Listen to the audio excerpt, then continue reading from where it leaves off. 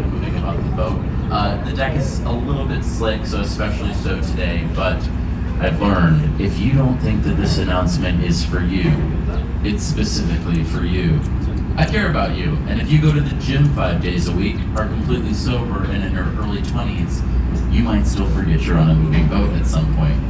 This slow and smooth ride means that humility and caution are your best friends to avoid being humbled by a steel deck. So just watch where you're stepping. Don't forget you're on a moving boat. It is fine. Also, just feel free to visit the bar, the restrooms. Just be respectful of everybody on board. It's not a full boat, but if you want to have a loud conversation or talk to your cell phone, I don't take it personally, but the person near you who paid to get the tour, they take it personally and then they come and find me. So, like I said, you're the first boat ride of the day. I'm not really worried about you. I say this with all the love in my heart. It's a weekend and you're up before noon. Statistically, you're the nerds of the architecture boat ride community. I say it as a great compliment. Come on, it's 2023. You can't think that a nerd is still a bad thing. Yeah, It's certainly not an architecture boat. Again, my name is William. Bring your toast and your guide. Let us know if you need anything throughout the tour. Don't sit in silence, just flag one of us down. We've been doing this for almost 100 years. Whatever you're experiencing, there's no novelty to it. We've seen it before. Overall, a nice day. A little bit rainy and blustery for a July day, but I'm gonna take it.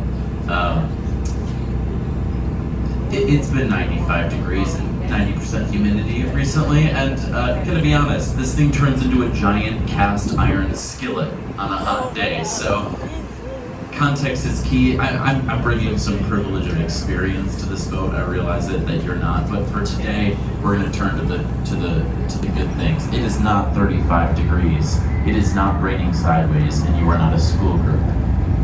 Still 3 for 3. Very happy to be here with you. It's a beautiful day.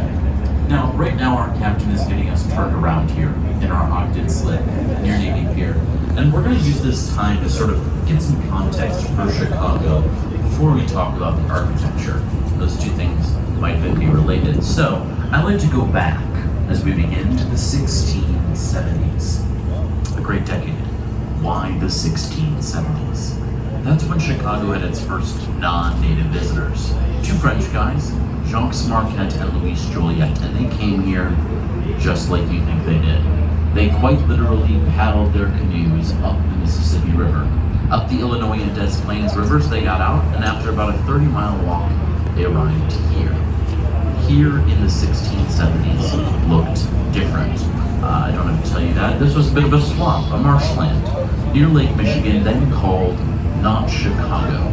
Instead, it was called Chicagoa or Chicagoay by the Algonquin. We're built on the land of largely 3 tribal nations here in Chicago: the Odawa, the Ojibwe, and more famously the Potawatomi tribes. And the Potawatomi, most famously, are known for calling this land Chicagoa. It doesn't take a linguist, right, to see how we got our name from that, but the translation is interesting. The translation from Algonquin into English of Chicagoa is, "Aw man, that place smells like a skunk." That is our literal translation. New York City is the New York and they're a city. Los Angeles is the city of angels. You all knew both of those. Did you know we were, "Oh man, that place smells like a skunk"? Of course not! Because I didn't know either until I had a Potawatomi passenger correct me in the middle of a tour about 4 years ago. He was very nice. He seemed quite used to having to correct people who looked like me and speak with authority. And he explained the word "Chicago" is the word for skunk in the language. Uwa or away functions like an onomatopoeia in English, meaning "Oh man, that really stinks." So, on a literal sense, welcome to skunk. Oh man, that really stinks. In my defense, you're not going to read this in a single history book or a single piece of marketing for Chicago. You'll read what I have read: stinky onion or skunk onion, close, or wild garlic in more generous translations, which tells us that we had sort of a native vegetable growing up along the banks of the river, giving us an odor and eventually our name. And names are important. We're going to return to this idea a couple of times this morning. And it's going to feel a little bit basic, but I promise you it has undying relevance. Buildings and cities are built for human beings. so much about identity, among other things. Everyone on this boat cares about identity. It's why you have a tombstone. It's why you care about your legacy and your children. It's why when a major sports team wins a championship, it changes the city for a couple of days with civic pride. Humans care about identity. And so, for anybody here on this boat who's gotten an unsolicited nickname from someone they don't like, you know that names are a big part of that. And I guess starting off the tour, now you can count yourself part of the small population that has that in your back pocket for your next dinner party. And for the meantime, welcome to the Stinky Onion. As we make our way underneath the first of many Chicago bridges, we'll talk more about these bridges a little bit later on in the tour, but for now, just keep in mind in the back of your head, no two of our bridges are the same in their design, whether it be the bridges themselves or the bridge houses. There's over 40 in the city, over 100 years of history in them. Maybe worth a little scavenger hunt as you explore. Entering now onto the main branch of the Chicago River, we're going to begin by going to the left. Undulating blue-green glass on the St. Regis, Chicago. Completed in late 2020, Chicago's new third tallest building, losing just a little bit of it into the clouds. 1,191 feet puts it at our new third tallest pretty solidly, and the architect here is a pretty big deal as well. Her name is Jeannie Gang, G-A-N-G. Of all the working architects we're going to talk about today, this is probably the one you should know when you get off the boat. She's breaking her own record. This is the new tallest building in the world, designed by a woman-owned architecture firm, which she already held here in Chicago. She was one of the youngest ever to win the MacArthur Genius Grant for architecture, which is when the MacArthur Foundation just gives you $600,000 to spend however you want for being awesome. There's a lot to say about her career, and I guess, I don't know, one of the things I was thinking about when this building was being built, and I heard Jeannie Gang speak about it, there was something she wasn't talking about, and then I realized, well, not only has she held different standards than other architects, she's also a professional, and I'm not. So, I get to talk about this. Imagine you want to be an architect, right? You get a degree, and it costs a lot more than it used to. You sometimes have to go into debt. And then, of course, there's the time, energy, getting the degree, studying. You get your first job in architecture, and it pays so much less than people think architects get paid. You work up your career, you start your own firm, and then one day you wake up, and you look at your home city skyline, and there, changing it forever, is a product of your imagination. I don't know, when I look at this building, in many ways, for me, it kind of represents the point of everything. Something special in that humanity. But not her first foray, which I'm sure doesn't surprise you. Here to the left, you'll find a blue glass triangular building. It's called the Swiss Hotel from Harry Weiss. We're going to go above it and beyond it to find white waves on a building called Aqua. It's also from Studio Gang, also a hotel in residence from 2009. And each one of those waves up there, might not surprise you to learn, is a concrete balcony. And they're all a little bit different, but it's a pretty specific reason why. Primarily, they maximize views. Using GPS and laser pointers, those balconies were calculated so that if you had a 2-foot balcony, don't worry, you already had a great view. The 13-foot balcony helped get a good view of something. They reduce wind sway in the building. Birds are less likely to fly into the glass. On a sunny summer's day, it's easier to keep cool. It reduces what's known as solar gain in structure, less electricity to power it. And on top of all of that, it looks cool, which is what we're going to talk about for the next hour. And for Jeannie Gang, looks cool is gravy, a little cherry on top. Certainly proud to call her a Chicago architect. Now as we continue heading west, we're going to go from building to building to building to building to building, getting a different style of architecture one after the next. Kind of a nice little architecture 101, so whether you're an architect yourself or you just want to drink a Bloody Mary and look at some pretty buildings, you can still know what we're talking about. Starting with this early and iconic clock tower in front of us, the Wrigley Building. The Wrigley is from 1921, and it well represents a time in architecture in the early 20th century when architects were looking to the past. across oceans and centuries, oftentimes to already existing architecture. Charles Biersman here modeled this after La Giralda Tower in Sevilla, Spain. So we get what's called a Spanish revivalism, taking a Spanish cathedral and using it as inspiration for this Chicago headquarters. It's beautifully maintained over the years. 250,000 terracotta tiles are on the side of the building. 6 different shades of white. Terracotta is a baked clay, so it's pretty delicate as far as building materials go. And to keep it looking this good, 100 years later, they hand wash the building every year. Also, we can sit on a boat and take a photo of it on our iPhones. Let's be honest, most of us don't hand wash our own dishes. I think we're glad that somebody else washes this for us. A great place to begin, but across the river, we'll find columns and a cupola, like a Roman temple on top of the London Guarantee and Accident Building. This is from Alfred Alshura. Ancient Roman and Greek influence is called fine arts. Not any less beautiful, but chances are you recognize something like this from somewhere else, popular all across the globe and in other parts of the country. But 2 different ways of looking into the past. More recently, we have an idea called contextualism, an example in Trump Tower from 2009 by Chicago architect Adrian Smith, the second tallest in the city, and again, the style is called contextualism. So context, unsurprisingly, is going to be our main takeaway. It's a way that buildings talk to each other.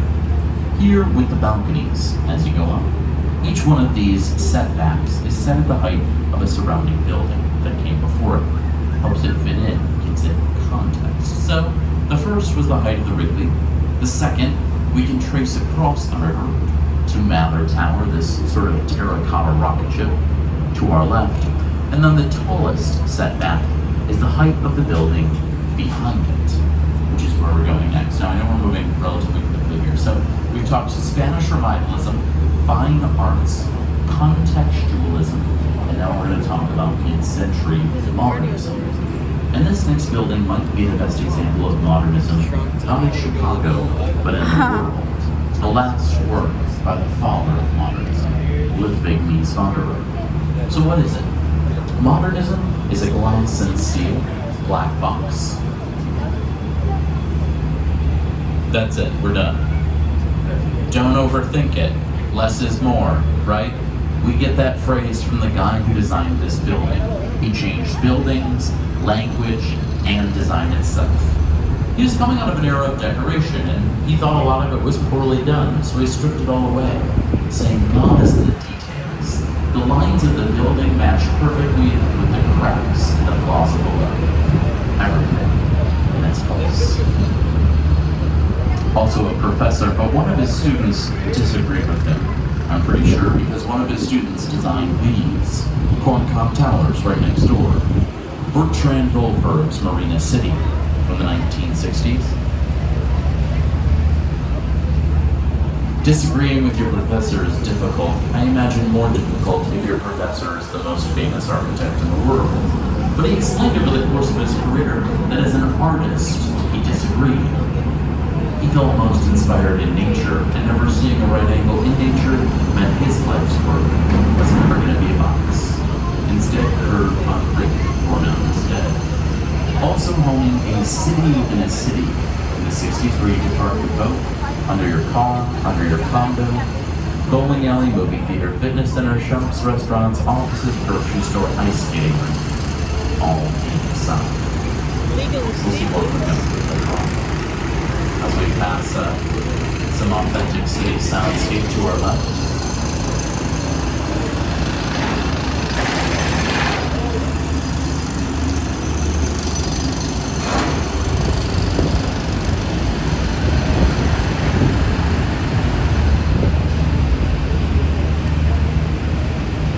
Next up, we'll go forward to the right. Red brick and a clock tower at the Reed Murdoch Center. This from 1914, a really well-preserved piece of history as well. Red brick, horizontal lines, images of wheat are all indicators that this is Prairie School design. Prairie School was popularized by Frank Lloyd Wright, so I've learned most people come to the boat at least having heard of it. However, Prairie School is actually what's a little bit less interesting to me about this building. There's a lot of things actually, but the main one is its asymmetry. There are 6 bays of windows on the right, only 5 on the left. That is all to say the building's uneven or asymmetric, which is strange because humans love symmetry. We can't get enough of it. It's why Brad Pitt and Beyonce are Brad Pitt and Beyonce, and the rest of us anonymously can take a boat ride in Chicago. I mean, they're talented, don't get me wrong, but they're also better looking than we are. Their faces are more symmetric. There is some science to it. So, what I'm saying is the building was built with 6 and 6. It wasn't until they widened LaSalle Street for this beautiful bridge in 1928. They simply needed more room, so they took it. How? Quite literally lopping off part of the building on the left-hand side, widening the street, and doing some brickwork to patch it all up. Prairie School. Next up, we'll stay right. This time we're talking about the Chicago School of Architecture at the Lane Curtis. You'll know which building I'm talking about. It says the Chicago School on it, thanks to the School of Professional Psychology. No architecture students here, but it works perfectly for the tour. Concrete, brick, and glass. Maybe in middle school you learned about Corinthian columns and how a column has 3 parts, a base, a shaft, and a capital. And the same is true of a Chicago school building called a columnar tripartite design. For those of you who want to impress your friends and family after the tour, just casually slip tripartite in conversation. You'll find a way. Next up, Art Deco at the Merchandise Mart from 1930. First way we know this is Art Deco is the limestone siding. Vertical lines, repeated geometric shapes. Just generally speaking, when you think Art Deco, I want you to think of the Roaring 20s, right? The Great Gatsby era of architecture.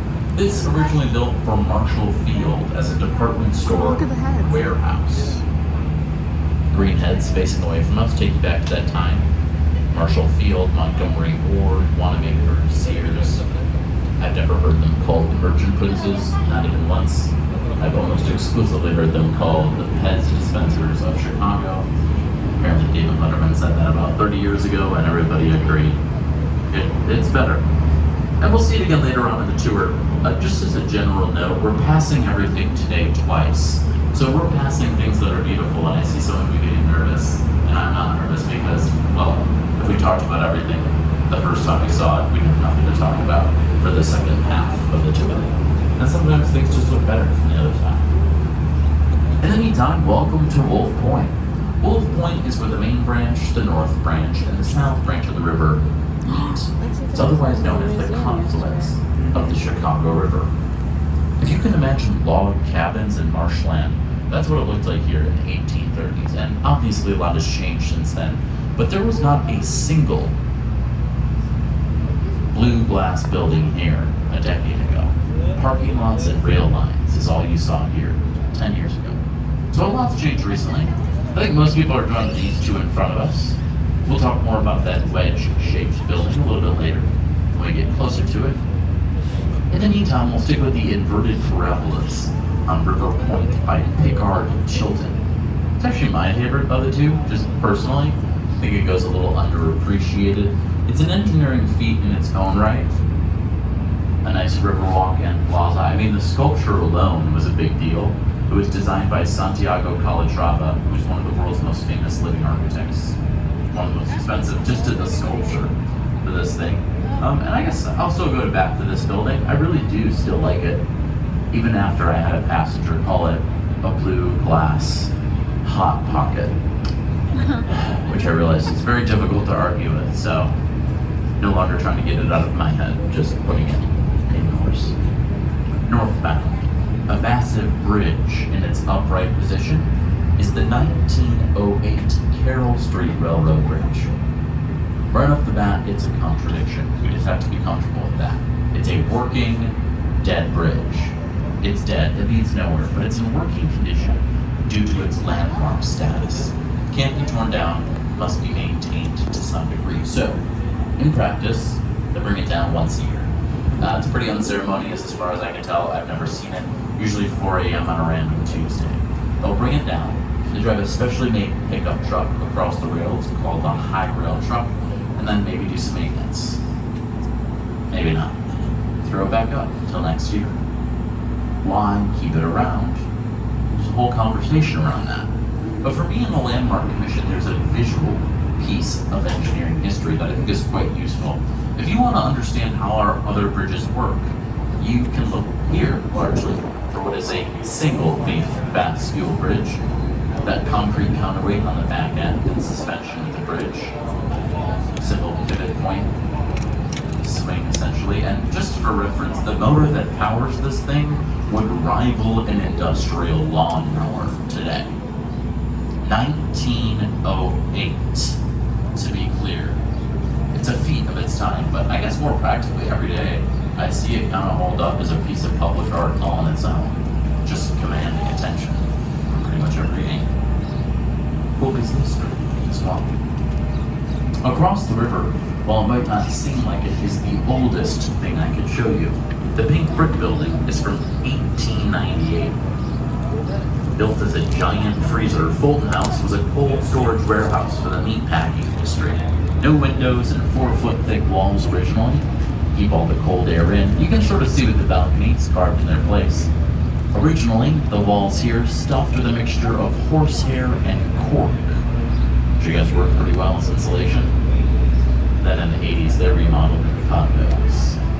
And the architect who remodeled these left one of his signatures behind. If you take a look all the way up, you'll see portholes. Harry Weiss, an architect, was known for being a sailor, always leaving some version of sailing imagery in one of his buildings. I'm emphasizing this so emphatically because right next door to that, you'll find triangles like sails, circles like portholes from architects. Harry Weiss, same guy, 1990. He's known for being that sailor, so you'll see it in pretty much everything he ever did. There are 4 cottages here. Pretty rarely see the market, especially nowadays, but in 2015, the one in the center right did sell pretty quickly after hitting the market for $2.3 million, followed by a 5-year renovation. And we can talk more real estate if you'd like to in just a little bit. In the meantime, we're going to get turned around on the North Branch so we can head south. I'm going to hop off the mic while we do, give you a slight but well-earned break from this voice. Also give you an opportunity to visit or revisit, no judgment, Zach, your bartender. Stay hydrated, however you see fit. Great guy, even better bartender. Treat him well, tip him well, and I'll of course be around for any burning questions. And we'll be back in just a few.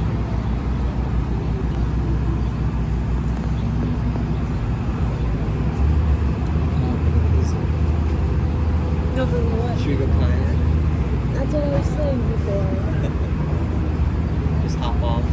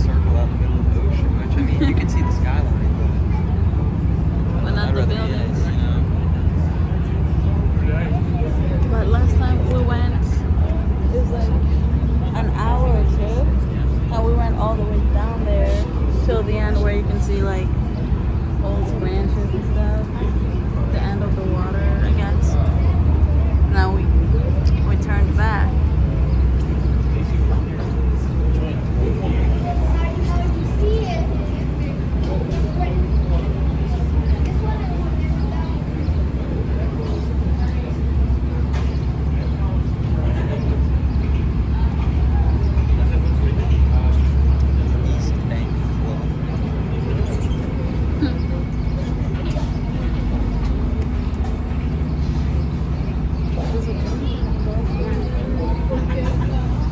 He's withdrawn the party.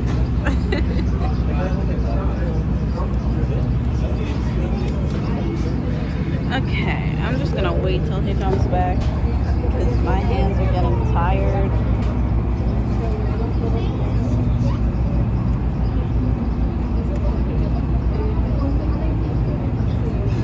That is pretty. Like, it just looks like a dream house. Not dream house. They are super nice. Shit, my dream house. It's probably expensive The one down there was about 2 million, so I'd assume these might be like too. They're trying. maybe about $1 million. Maybe, I have no idea. It's fitting.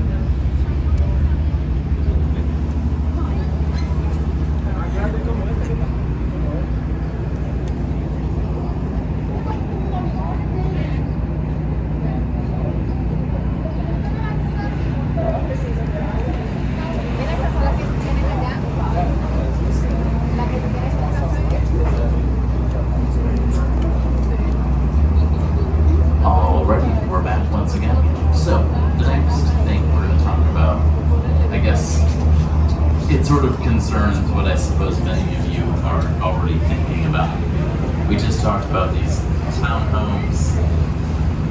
We just talked about condos. People want to know how much for one of these places, which is a great question that I have a same curiosity about whenever I'm traveling. I'm just not the right person to ask that question, which is difficult for people to hear. Because I'm talking about buildings, so why don't I know about real estate? And the answer is it's the same as I might talk about a lawsuit during this tour. None of you are going to ask me for casual legal advice when you get off the boat. Just because something pertains to architecture doesn't mean I know everything about it, right? So with that being said, I'll give you the range for downtown along the river, just for the last time. Don't listen to me, I'm not a professional.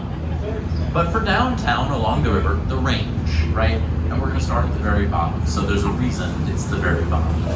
$250,000. But if you want to get a bigger place, better view, better location, head on up, price goes up, as I understand it. So from there, if you want to go to a townhome, adding a zero seems to get you in the ballpark. $2 million, upwards of $10 million. On the more luxury end, $20.5 million for the most recent penthouse that sold in the St. Regis last year.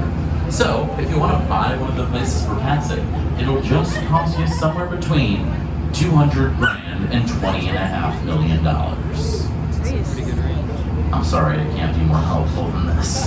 Like I said, it's confusing. It's a whole career. If you're serious, I'd recommend hiring a professional. Now, with all that being said, if there is something I am a professional at regarding real estate, it's feeling bad about myself because I have to talk about this every day. But don't worry, I've planned for this, and I've timed it up with a beautiful view coming up right now, back down the main branch. It's my best attempt to help cheer myself up every day, although it's pretty good. A great lesser-known view, back down what is a canyon of the main branch. Yeah, a bit of a lesser-known favorite of mine nowadays. But while you're enjoying that, we'll go back to the right, past River Point and its plaza, and on over to that understandably eye-catching martini glass shaped foundation of 150 North Riverside, only utilizing 20% of its lot area for the foundation. Roughly 70% of the building is built above nothing, air, and then gravity comes into play, which we all experience, and you have to wonder, where does all of that compounded mass go? And that's exactly what that wedge does. It's called a double cantilever, and its job is to redistribute delicately and evenly that mass into the core of the building, which also functions as the elevator banks. From there, 120-foot piers of concrete and steel are dug down into bedrock.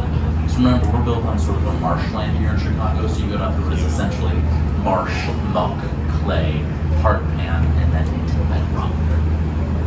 Pretty of simple, delicate balance. Impressive, but not my favorite part. If you just want to see my favorite part, look up into our reflection. That's us, right there. Yeah, you can wave to yourself. That's kind of the point.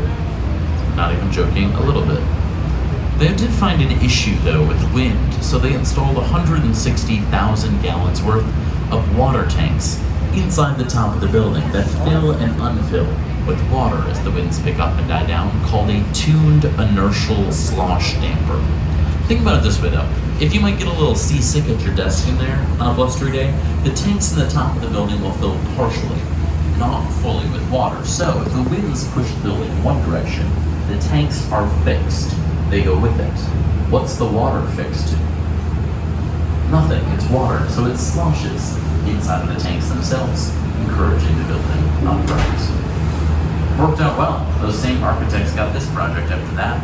Getch Partners designing 110 North Wacker, and another example of eye-catching riverside engineering, which for me is a recent trend, and honestly it starts to make sense the more I talk to people who work in office buildings. I've learned if you work in an office building, you're not looking up at your office building. Maybe on your first day of work or something like that, but most people just go to work, right? You drink your coffee, you listen to a podcast, you go home. So the people who use this building every day, they're mainly interacting with it at the streetscape, not the skyline. So why wouldn't it be just as beautiful, if not more, practical, useful at the street as from a skyline view? And for now, we'll just have to see if that trend continues going forward. As in the meantime, we go back to 1929. That's when both of these Art Deco buildings were completed. Both of them Art Deco. To the right, a beautiful riverside plaza.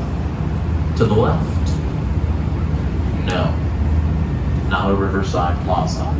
Same year. So they can't both be normal. One of them had to be strange. And the strange one was that riverside plaza, because back then, and for pretty much our entire history, the river was Chicago's sewer system, or everything. We're not going to get into the details, but it is worse than whatever you're thinking of. I used to prove it to people, and then they would get mad at me for ruining the mood of the boat. So I've learned over the years, let's just leave it in 1929, that's where it belongs. But we can still contrast today. Right, today if you're a private building and you want to build along the river, that's great. But you must account for a river walk or plaza in that design. Although, as far as I can tell, that's not arm twisting. In many cases, that's why we're seeing something built today. And we'll talk more about how the water changed along with it to provide some context. We'll save that for just a little later on. In the meantime, we're going to go to the right for the next three buildings. The 60s, the 70s, and the 80s. It's almost like somebody ripped a timeline out of a history book and had it built in real life. This is Catnip Furturiae, a perfect living timeline of architecture. So we're starting off with a black box in the 1960s, which we've already talked about. And I don't think any of you are really going to remember this building when you get off the boat. But the first time somebody saw a black box in the 60s, this building is all they thought about for a week. Because never before in human history had humankind built anything like this. You can't find any civilization going back hundreds, thousands of years BC that looked like this. So, it was kind of controversial. A spaceship. Some people thought it was cold, but Mies van der Rohe, he was smart. And he started winning over Fortune 500 CEOs with his details. And what was strange and unfamiliar becomes a status symbol, right? Mother-in-laws start asking their son-in-laws, alluding to why they don't work in a black box. They'd be successful if they did. Right, like anything else in this world. And so we start to see it take off into the 1970s for a white box, which is different. It's hard. Just don't call it that. The white or gray stone was a big change, but where modernism was being built changed in the 70s. No longer select cities. None of you are listening right now because Chicago made it boring. You already have a box because Mies van der Rohe and Chicago made it the first global trend in the history of humankind. Suburbs and every major city on the planet, which is why white box is typically called international style. Our first global trend. As we move into the 1980s for curving green glass, maybe a little more interesting, is contextualism. Tipping its cap not to the height of another building like we saw earlier, but the upcoming curve and color of the river. Which sort of leads to this mural here to our left. Get a lot of questions about it. building didn't really get talked about, and apparently that was the problem. The story goes that the owner of this building took a dozen river tours a decade ago, and not a single one mentioned this building. The owner frustrated tasks an artist with designing a mural that will finally put the building back on the map again. And if this made-up story didn't buy you enough time, it's just a giant "You Are Here" map on the building. Oh my You God. are here. That's it. I honestly wish I liked it less. It's a less is more concept, not a less is more concept. It's perfect. Go right. If that's not crowd pleasing to you, this one likely will. What you might recognize as Gotham City Bank from The Dark Knight, with Heath Ledger as the Joker. Boy, do I love my job to see grown men turn into 10-year-old kids every day. It's beautiful. Yeah, this is that opening scene, with Joker's henchmen zip lines out of the top of Gotham City Bank. It's a great opening. And the reason they were able to film here was because this building sat vacant and falling apart for 2 decades, from 1996 until 2016. Originally, this was the largest post office ever built, but it was built for trains that ran underneath it. And once we moved out into a trucking facility, this had no use. And for 20 years, it fell apart. Most Chicagoans have recent memories of driving through it on the beginning of this expressway and seeing broken windows and missing bricks. It's amazing what $900 million can do. Renovating it into a new luxury office building. And they did a fantastic job doing it. I don't know, from my perspective, they went above and beyond the landmark requirements to save some of the history they didn't have to. A 3.5-acre rooftop park makes it the largest urban rooftop garden in the country. I guess, yeah, they did a great job, but if that doesn't impress you, if you're not one for preservation, then maybe numbers do. $900 million to create 2.5 million square feet of brand new office space during a global pandemic. It opened in 2020, and they've been unable to fill 6% of 2.5 million square feet. A wild success. An outlier of an outlier of an outlier. And for somebody like me who is more often not going to want to preserve history, they went up and they spent extra money to shave old nail shoots. And I think when most maybe Keynesian economics would say you must cut costs to maximize profits. Maybe not always.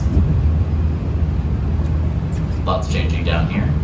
Here to our left, there's a beautiful Riverwalk. It's only 4 years old, and in fact, this was just a vacant lot with a line of trees just a few years ago. And now, 3 of 6 tall buildings. Overall, the South Loop has become the 8th fastest growing residential neighborhood in the country over the last 5 years. So massive changes, even for us here on the river. But the Riverwalk is lovely, it's beautiful, but they built it first, which is why I think it's a big deal, other than being beautiful. The first time ever a residential developer, those who've been the most skeptical of the features of the river, they're not just hopping on board finally saying, yeah, we do think the river is going to be hospitable and inviting.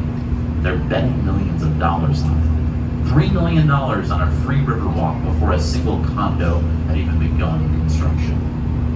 To me, to most Chicagoans, a brand new idea.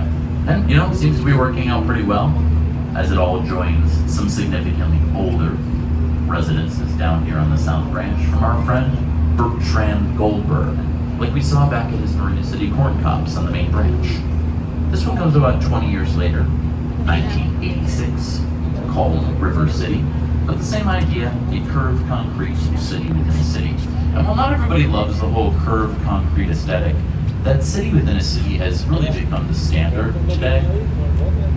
When you go into the websites and the new buildings going around it, the first thing you see are, especially in the luxury market, of course, rooftop gardens, pools, fitness centers, chef's kitchens, movie rooms, golf simulator rooms, co-working spaces, convenience stores. You don't even have to be on the luxury market. It's necessary today to be competitive. And Bertrand Goldberg, just as a reminder, was doing this 60 years before everybody else caught him. And I don't know if he was doing this intentionally, I highly doubt it. He in some ways predicted the future of modern city planning. One of the things we've seen come out in the last decade or two of city planning is what's going is a livable city, which is a relatively new idea, but generally speaking, everything's pointing in the same direction. There are places on the planet where people are consistently living longer, happier, and healthier lives. And when you account for some pretty obvious things like wealth of nations and access to clean drinking water and healthcare, from a city planning perspective, these places are the same in one way. They don't share cultures, they don't share climates, they don't share populations. They're the most dense and walkable places in the world. Where on a daily basis, by foot, by bike, or by transit, you can pick your kid up from school, grab a bite to eat, grab your dry plane, and be back without too much worry. That's where people are living their best lives, which I don't think I necessarily would have predicted, and I don't think Bertrand Goldberg was trying to say that per se. But this is us returning to that idea we talked about right at the beginning of the tour, right? That buildings and cities are built for people. And just like city planners are trying to design for us today, Bertrand Goldberg was designing a luxury residence in an industrial Chicago, a city that's regularly 30 degrees negative in January. What's luxury to those people? You don't want to leave for smog or cold or because you're not in the mood. You don't have to leave. You have everything closed up. Just knocking on the door, perhaps, of the bigger idea. Here to the right, an old power plant. Used to power the train station. I'm sorry that I don't have anything more interesting to say for you. I see people get so excited, like, they used to, I don't know, pack meat in there. It just used to power the train station. It really doesn't have much of a future, to be honest, which, I don't know. I've always felt sort of complicated about an industry along the river, right? Because for a long time, even just 5 years ago, I really wanted to get rid of it. I thought that it got in the way of the potential of the South Branch, what was coming. And now, maybe you're visiting Chicago for the first time, and when I get excited, I get all worked up about a beautiful river walk down here. You go, William, calm down, it's just a river walk. But I think images like that, bridges, things that take you back to a Chicago where the river was lined with pollution and industry. As our city modernizes, there's two things happening at once, which is one of my favorite things about this view. Looking north, we're gonna get a bunch of different views, like, you know, the one we just saw back down the main branch with all those skyscrapers. This one, I love how it combines the natural greenery, a lot of stone from the early 20th century mixed with steel of the late 20th century. It's a Chicago that's changing down here. I feel like this view sort of encapsulates the old and new together. Yeah, this is not likely to be preserved, this old power plant.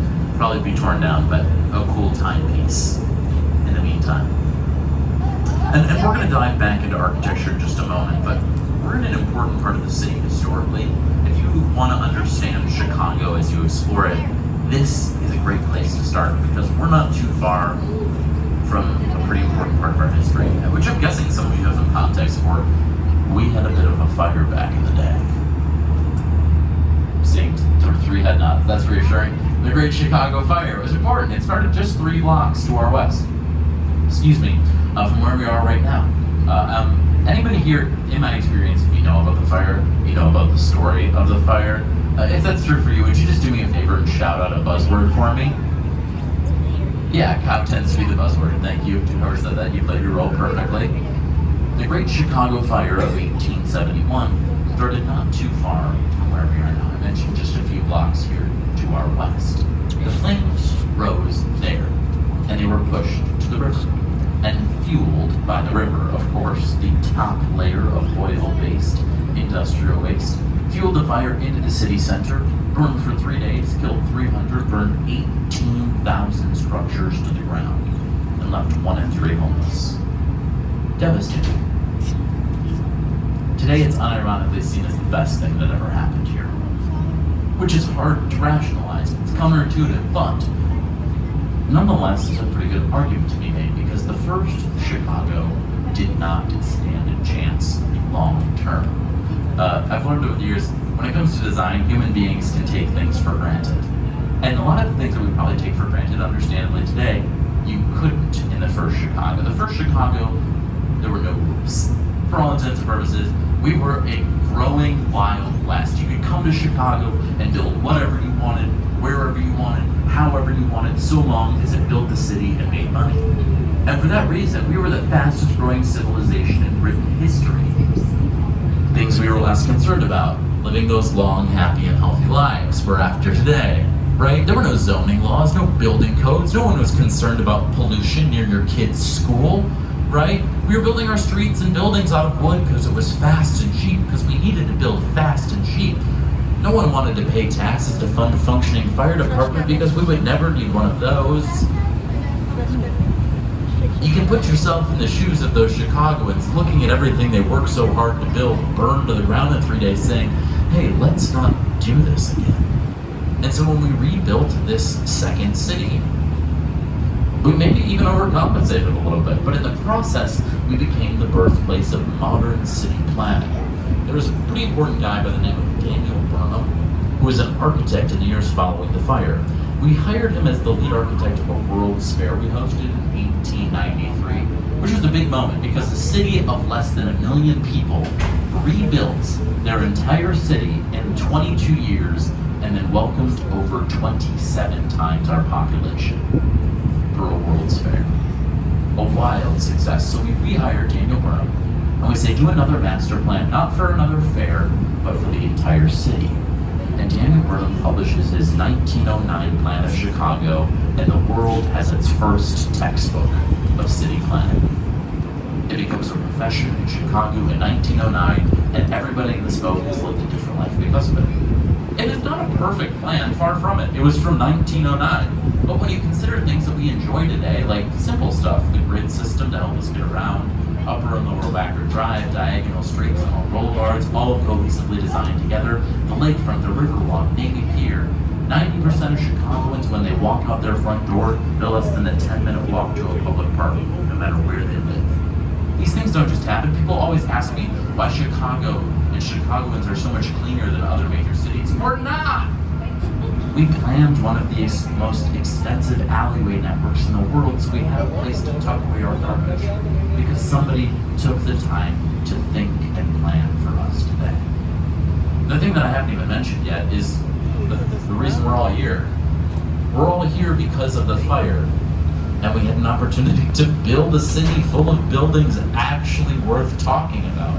Because I can tell you for sure that first one, I don't think it would have had an architecture tour. And so it's not to say the fire was good. It wasn't. It was obviously devastating. It's just that it's hard to reconcile the fact that it also quite literally gave us everything we recognize and are known for today. A lesson well learned with global implications.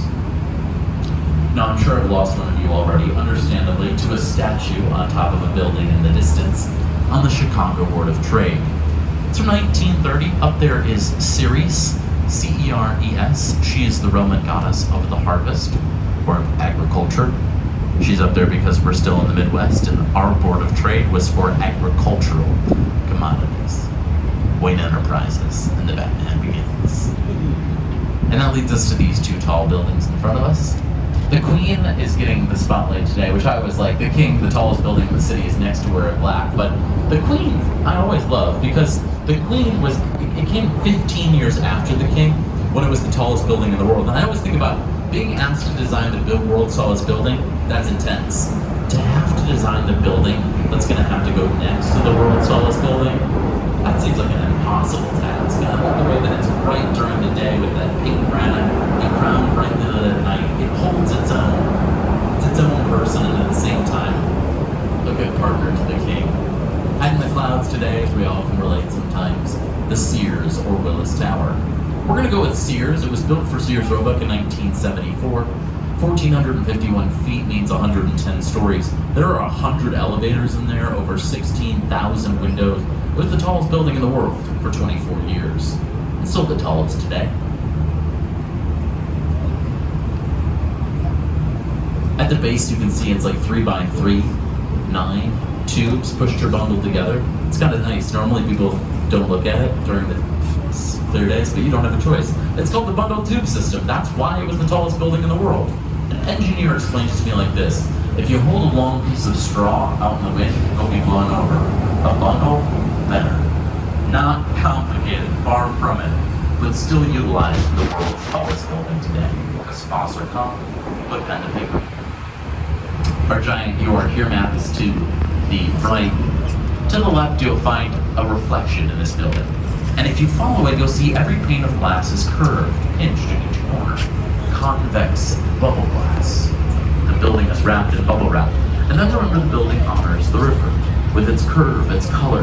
And even as we casually catch a reflection as we float on by, it looks less like a reflection in a building and more like a reflection in the water, hiding in plain sight every day. True magnitude of the Sears to our right.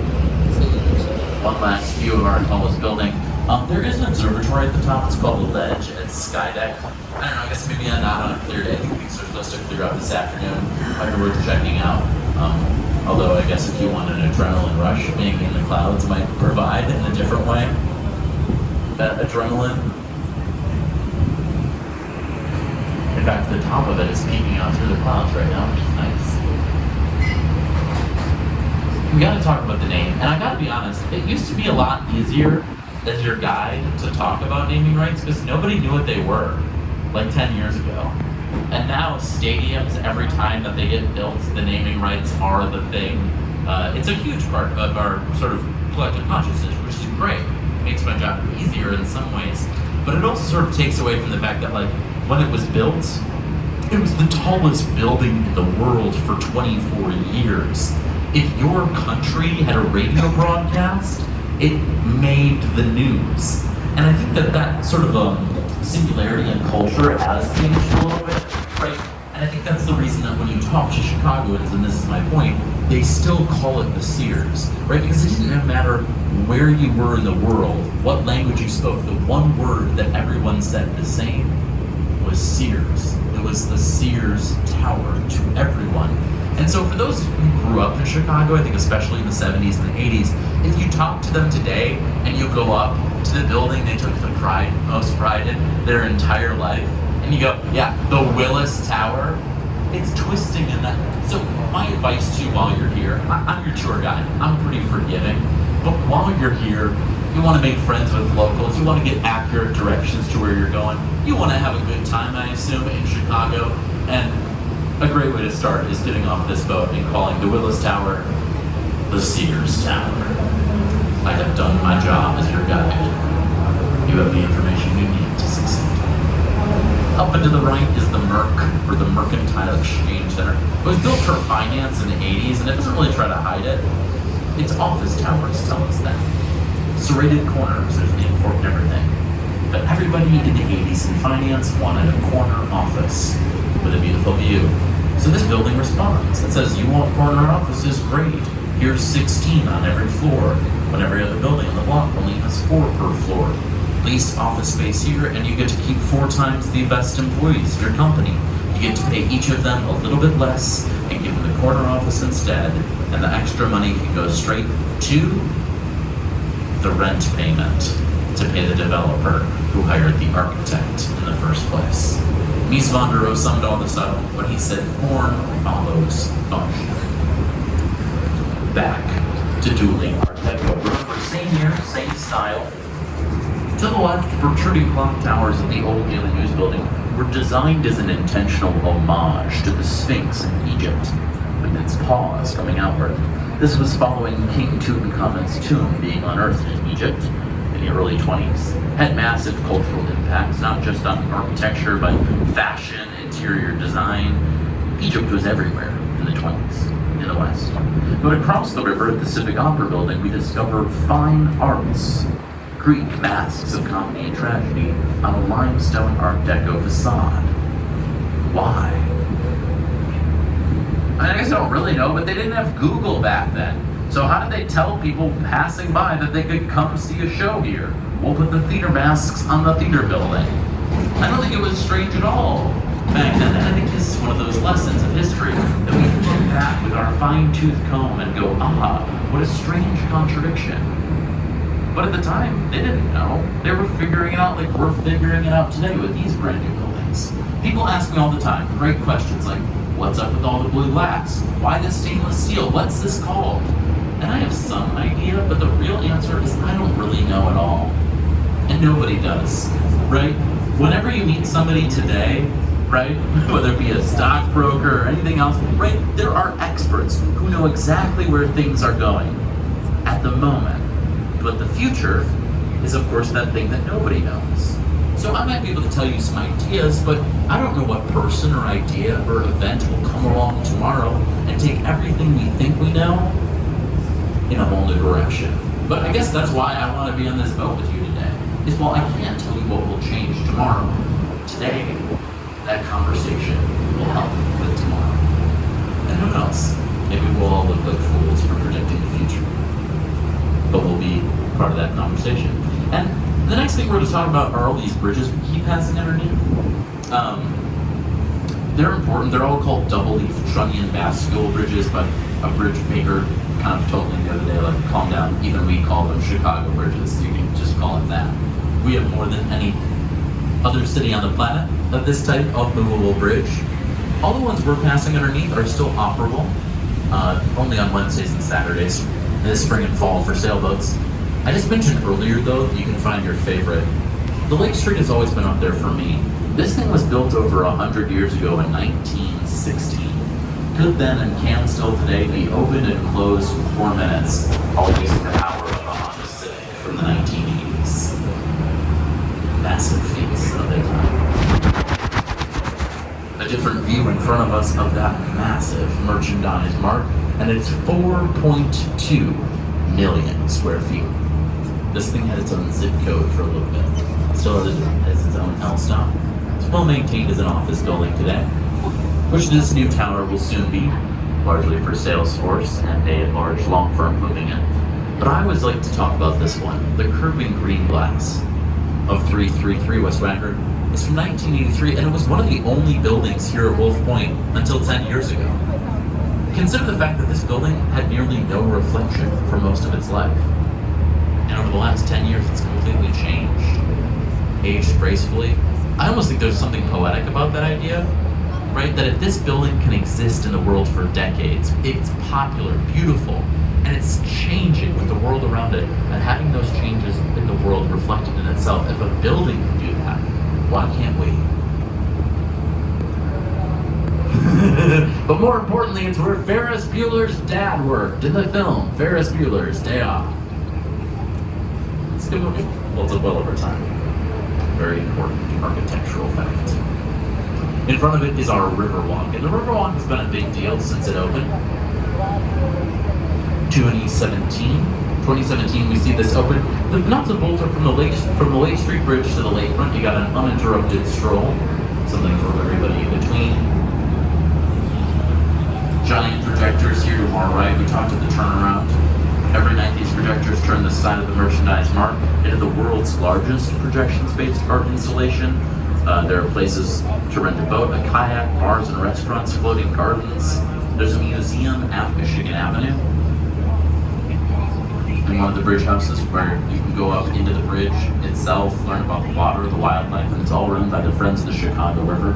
They're a nonprofit doing river advocacy work. The river is great. The Riverwalk is definitely, I would say, the closest thing to a must-do, especially if things clear up.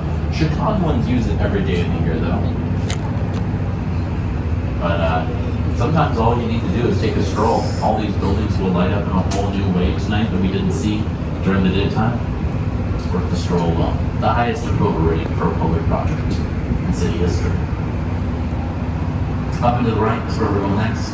The LaSalle Wacker building is its very specific design from a 1924 city ordinance. It said to build taller than 264 feet, you gotta step back to 1/4 of your foundation area to continue building up, so as to better allow sunlight into other buildings and city streets.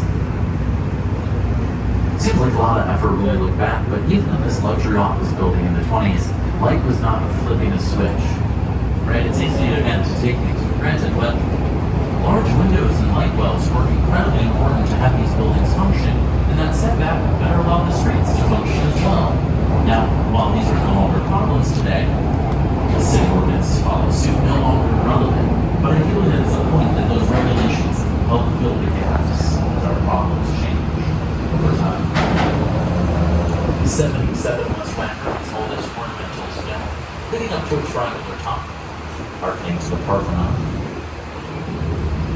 Ricardo Field design this. I love this building's design, which is strange. I think if you described it to me, I'd hate it. I think this building is kind of trash on paper.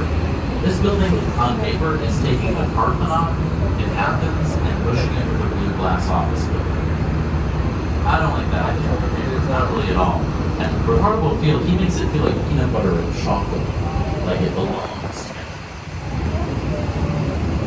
I guess maybe because it shouldn't be beautiful, it is. That's why it's on my favorites. And then we'll hop on over 55 West Wacker to the Leo Burnett. And it's Column there at Chicago School. This kind of looks like a giant column. About a third of the way up the building, you see there's a 2-story tall pause, the same height as 55 West Wacker. Contextualist tip of the cap on older living normal. And if you're like me and you like the view down the river, it's diverse in quality architecture. The path, those tiny little things are a big part of the quality, tying everything together and making it wrap up.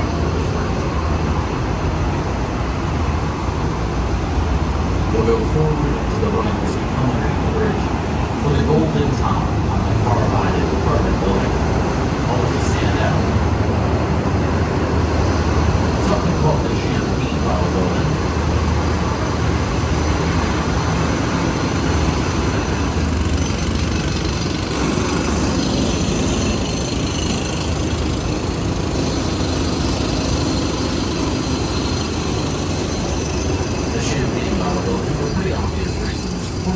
That's not foil up there, though. Instead, it is 24 carats. Then we can come back to the ornamented domes and set back down on the Jewelers Building from 1926. Open with a car elevator.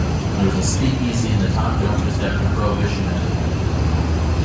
But I bet it was every year, probably most famously, people recognize the Jewelers because Decepticons.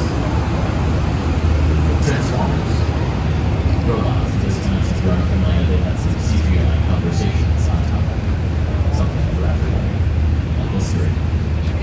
As we go to these 4 buildings, 3 hotels all pushed together with Mather Tower rising in the middle. We very briefly mentioned Mather Tower earlier on. You'll remember we matched it up with that second contextualist setback of Trump across the way. I do like to think Mather Tower is only short moment of the 2 of them. It's more slender than we're used to in Chicago, but as the Sears Tower remains today, Mather Tower 2 once held a limited tower. The tallest building in the state of Chicago. So not as long as the Sears holding that same exact record 50 years later. Right next door is this glass addition to the Loan Guarantee Instead. Now, each rooftop bar that opened with it was voted the number 2 rooftop bar in the country the last couple of years. But I always like to remind people, you're in Chicago. There are lists online for the 50 best rooftop bars, so you can find something that fits your eye and your budget. Peeking out behind the Wrigley is Tribune Tower, the Gothic Revivalism from 1925. Actually, one of the 1922 worldwide contests held by the paper. Carl McCormick says, only behind the design of the world's most beautiful homes. 250 entries, the winner goes to Howells and Goods Gothic Revivalism, which always seems to be almost clearly in that crown. As you look at it, it might be something near Cerebellum reminding you of Notre Dame, the Church of France. That's exactly what the architects would want you to be thinking about where they run today. No longer the world's most beautiful office building now. A residential conversion was completed 2 years ago. Condos today. And in front of it, right here in Pioneer Court, were the first ever Chicagoan, Jean-Baptiste Plante du Sable. The father of Chicago traded furs right here in the 1770s at the mouth of the river. We now have a trading post. Or Apple products, I guess. This is a flagship store from Apple from 2018. It's a flagship store, so it's not just like, oh, it's your city's Apple store. It's a flagship store. It is not like other girls. Each handmade pane of glass is from Germany. 6 figures for every pane. They're partially closed. No expense. Spain. Sir Norman Foster's firm out of the UK. Up into the left, you might recognize the base of a spire as NBC Tower. 1989, Adrian Smith designed this back when he was a younger architect, still working at SOM. He since has his own firm, Adrian Smith, here in Chicago with his partner, Gordon Hill. They sort of work together, designing every single world's tallest building, like Burj Khalifa in Dubai, when the Tigers ran out of the Burj Khalifa and NBC Tower were both designed by Adrian Smith, both of them designed right here in downtown Chicago, the birthplace of this country. As we return to the St. Regis here to our right, remember our new third tallest building, our luxury hotel and residence from JDA. This is the first building we talked about, so I figured why not, as we sort of make our way back up to the why don't we return to it? And, we're not seeing the whole thing at this moment. It's kind of through the haze of the mist here. But really, just in this moment, what do you think of our new third tallest building? From what you remember earlier, and keep in mind, you can change your mind in 5 minutes. Is this thumbs up for you? Thumbs down? Not sure? Yeah, I love a generous critic. Also love a tough critic. Not sure. This is just to get those critical wheels turning, right? Because this is a big part of it, right? Just to go out and start asking yourself, well, that's my opinion, right? And the only wrong answer is I don't care. And if you don't care about architecture, you have this silly way of spending your time and money on boat rides. But let's assume you do care, and yeah, I think you should, because you're human on a boat in Chicago, which means today, if not every day of our lives, whether we like it or not, no human is immune to their environment, and our environment is consistently imperfect designs by other imperfect humans. Really, everywhere we go, this boat was designed by someone, and it's impacted how we've enjoyed this time together for the last 75 minutes. It is going to impact our lives, these things, whether we like it or not. So I think to go out and ask yourself, what do I want to surround myself with, and why, are empowering questions that will impact your life. And then once you form those opinions, you have a responsibility of what impact they have on your life and the ecosystem we're in constant interaction with. And the benefit of asking these questions is it'll start to compound. You start to answer those questions and they'll inform your life and your family's life. I don't know, I think that's nothing wrong with starting selfish, right? And maybe you can find those more altruistic things as you grow, but I don't know, no human is immune to their environment, and I guess my job is pretty easy because everybody cares about design. I always see some people just running for the William, I appreciate this idea that I don't really care. And I know those are the people who are most likely to take a 30-minute train ride north on the Red Line and weep at the footsteps of I remember Just like that, every day he sees grown men That's working cool. down at a basic because everyone cares about design, and I think that's great. I think that's kind of the point of all this is you don't have to care about skyscrapers, ballparks, or country homes, but everybody cares about architecture. And I just want you to find you can find in my opinion. Nothing else, it'll come. As we make our way out to the lakefront, we gotta return to the water though, because there is a lesser known history of the water that still impacts us today in some ways. And this is always a pretty dark transition, so we're just gonna go with it. The river nearly killed us. In the 1880s, thousands of Chicagoans were tragically dying from waterborne illnesses in our drinking water because the river naturally flowed into Lake Michigan. Our sewer for everything was simply flowing into our drinking water. This was pretty obviously not going to work out long term. So, the Water Reclamation District was created and tasked with solving perhaps our city's biggest crisis. Two primary ways were put forward. The first was to stop polluting the river by building a brand new at the time non-combined sewage infrastructure that would separate wastewater and water runoff from rainfall and save thousands of lives in the short term and trillions of dollars to sustain over time. Did that happen? Yeah, no. It was option one. A pretty big clue we didn't choose it. It was also far too difficult and far too costly to invest in our own literal drinking water. So we went with route two. A favorite of mine, defy nature and reverse the flow of the Chicago River instead. And we did by digging a canal 28 miles long. We connect our river to the Des Plaines River. You might remember that distance those French guys had to walk like that way. And by digging it deep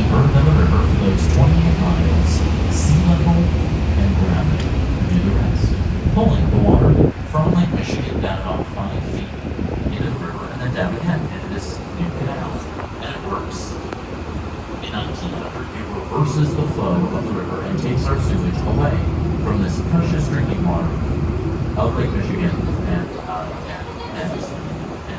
to St. Louis. So if you're visiting Chicago from St. Louis, sorry, I was not around to defend you in the 1880s, I promise. And we're no longer sending anybody sludge today. More importantly, no one could have ever predicted the river would be as clean as it is today.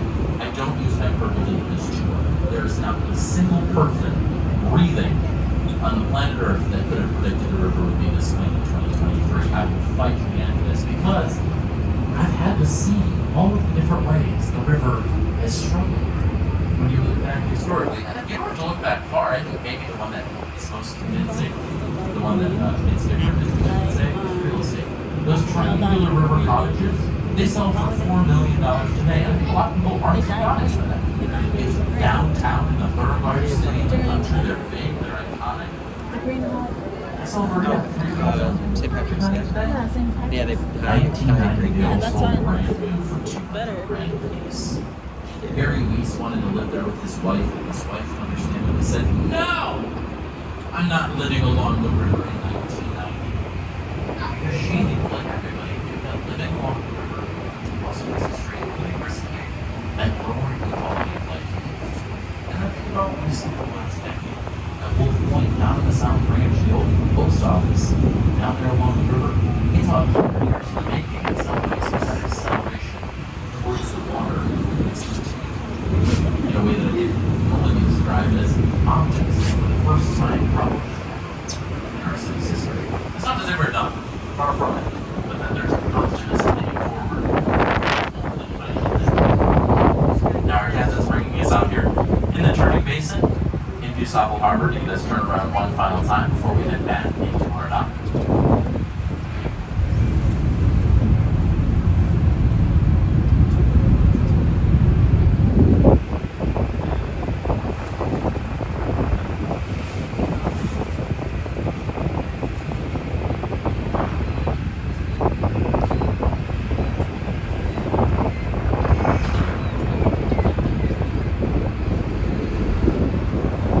Now, I think these moments when we're talking about our water, it's easy to think about this as something that is, especially if you're not from here, not really related to your life. And I think that there's an argument for that, right? If you're from the other side of the world, these problems aren't probably central to your life. But right here to our east is 1/5 of the globe's fresh water. The Great Lakes holds not 20% of Chicago's, not 20% of the United States, but 20% of the globe's fresh water, which far smarter people than me are writing about how that will relate to everybody on this boat's life over the next 100 years. But I don't know, I think it's also kind of a nice idea to say, you know, while you'll probably forget about Chicago a little bit, understandably, if you're visiting, maybe the next time you see something written about the Great Lakes or Chicago or the water, you'll know that that is still connected to you. So connected to the next time you find yourself out here, maybe on a little bit sunnier of a day. I know it always feels a little bit reductive, kind of like when we talk about buildings and cities being built for people. The next time you find yourself here, whether it be 6 months from now or 3 or 5 years from now, hopefully sooner rather than later, the city that you experience today will no longer exist, right? That the city is always changing. It's a little bit reductive, but it's also true. So, you know, a different Chicago is always forming in front of us. And we're going to end where we began with this curvilinear modernist structure here to our right. It's called Lake Point Tower. It was from 1968. It's an all-residential tower, quite intelligent design when you consider the fact that no two units look into each other, and every unit is an unobstructed lake view for life. Sounds pretty nice to me. And so it's had some pretty famous residents over the years, the likes of Joan Cusack, one of my favorites, Sammy Sosa, Joaquin Noah, Alice Cooper, Chris Farley for a little bit. Although the most common thing you'll hear this building called is just the Oprah building by locals, because Oprah never lived there, and I'm very sorry.